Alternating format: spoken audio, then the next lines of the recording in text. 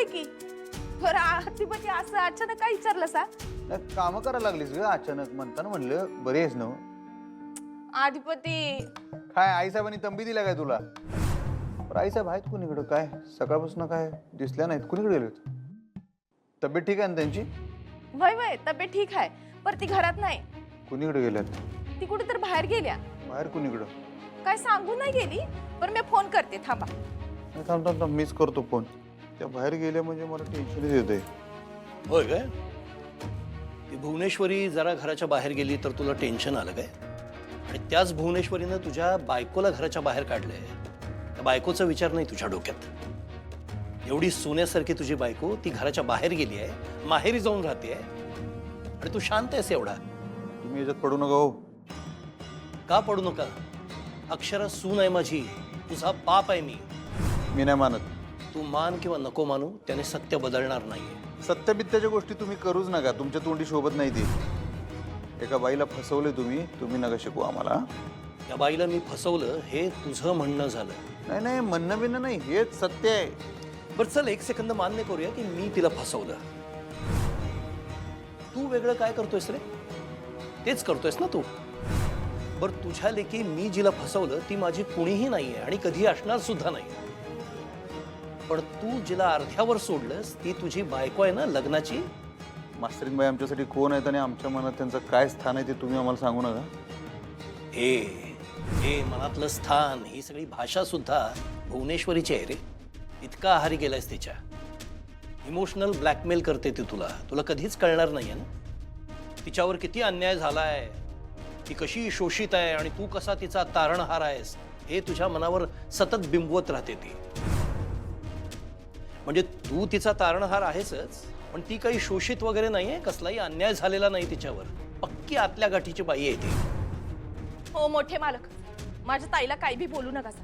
माझी ताई हाय म्हणताना हे घर आहे. इधर कल्याणी पोपटपंची, तू तुझं तोंड बंद ठेव. तू ना बांडगुळ आहेस, बांडगुळ. म्हणजे आधी तुझी ती ताई बांडगुळ आहे आणि तिच्यावरती चढलेलं तू बांडगुळ आहेस. आणि जोपर्यंत बांडगुळ आपण छाटून टाकत नाही ना अधिपती, तोपर्यंत झाड नीट वाढत नाही, फुलत नाही.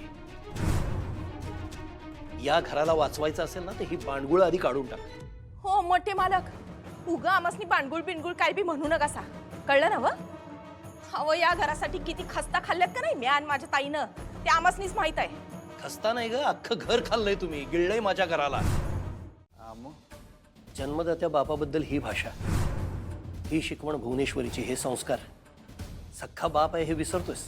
अहो विसरायला तुम्हाला लक्षात कोण ठेवतोय? तुमच्यासारख्या माणसाला कोण लक्षात ठेवणार आहे? तू लक्षात ठेवलंस आणि नाही ठेवलंस काय फरक पडतो रे? अख्ख्या जगाला माहिती आहे मी तुझा बाप आहे ते. तेच दुर्दैव आहे आमचं. तुमच्या पोटी उपजलो आम्ही का नाही, ते दुर्दैव आमचं. हा अहो आईसाहेबांनी आत्तापर्यंत एवढी नाती जपलीत म्हणताना तर दुनिया सलाम करत्या. ते दिसणार नाही तुम्हाला गावा.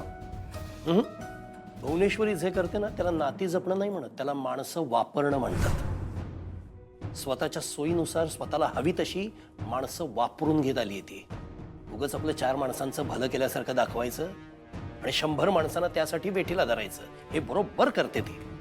आणि ज्या 4 माणसांचं ती भलं केलं असं दाखवते, ती 4 माणसं कोण? जे तिच्यासमोर झुकतात, तिची हाजी हाजी करतात, ती माणसं. तिच्या विरुद्ध बोलणारा एक माणूस दाखव जो तिनं टिकू दिलाय. आणि बाकीच्यांचं सोड, तुला तर मुलगा म्हणते ना स्वतःचा, तुझ्यासाठी खोट्या मायेनं अश्रू ढाळते ती बाई. एवढं जर तिचं तुझ्यावर प्रेम असतं, तुझ्या नात्याची किंमत असते ना, तर अक्षराला घराबाहेर काढण्यासाठी एवढं सगळं केलं नसतं तिनं. कसं आहे, सुनबाई काही घरला परत येणार म्हणून आम्ही आलो इथं. माफ करा, असं अचानक न सांगता आलो आम्ही. हा अहो माफी काय, तुमचंच घर आहे, तुम्ही कधीही येऊ शकता. केव्हा येऊ असं वाटलं नव्हतं आम्हाला.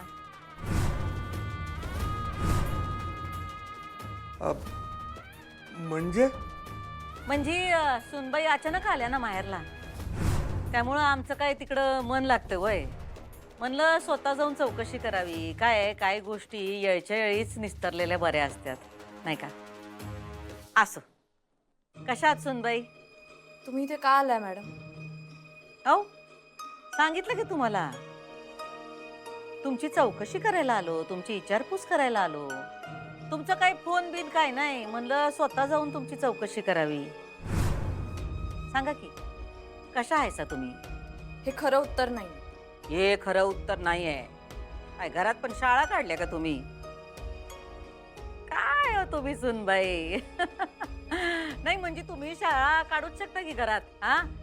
म्हणजे तुमच्या आई प्रिन्सिपल होत्या, तुम्ही टीचर, याई टीचर, मग काय आई तुमच्या घरात शाळा भरूच शकते का नाही, हा? हो हो विद्या, अगं चहा पाण्याचं बघ ना मॅडम. हो बघणारच आहे. आम्ही चहा घ्यायला नाही आलो इथं. हो तुम्ही अक्षराला न्यायला आलात ना. बघ अक्षरा, मी तुला म्हणत होते ना, कोणी ना कोणीतरी येईल तुला घ्यायला. Thank you madam. हो विनबाई, तुमची आगीन गाडी जरा थांबवा की, आम्हाला बी बोलू द्या. एवढी घाई काय तुम्हाला संपवायची, हा? सॉरी, म्हणजे मी जरा ते. मॅडम तुम्ही अजूनही सांगितलं नाही तुम्ही का आलाय ते. का आम्ही येऊ शकत नाही का तुम्हाला भेटायला? काय काम आहे तुमचं ते सांगा. काय काम असेल, हा? आणि काय काम असेल तरच यावं का आम्ही इथं? तुमचा अजेंडा असल्याशिवाय येणार नाही तुम्ही इकडे. अहो नात्यांमध्ये कसला आलाय काय तुमचा एजेंडा का कसला काय? आम्ही खरंच खरंच तुमच्याशीच बोलाय आलोय. तेच काहीतरी बोलायचंय म्हणजे तुमच्या डोक्यात काहीतरी सुरू आहे ना, त्याशिवाय तुमचं इकडे येणं होणार नाही.